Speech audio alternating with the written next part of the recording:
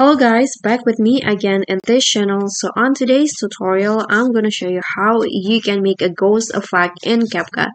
And this one is pretty easy. So as you can, maybe you already know how to make it manually, the ghost effect. But actually, you can also use a video effects. So you can find the effects under the nightclub category. So in here, just choose the part that you want the ghost effects to appear. For example, in here, and then under the nightclub, find the Astral effect.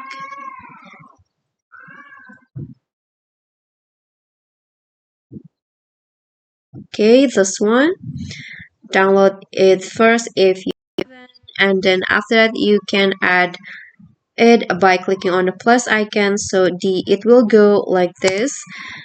You can just make it short and adjust the effect, like the range and also the speed.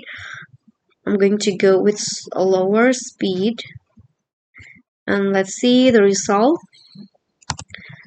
So it will have like that. Bring me speed again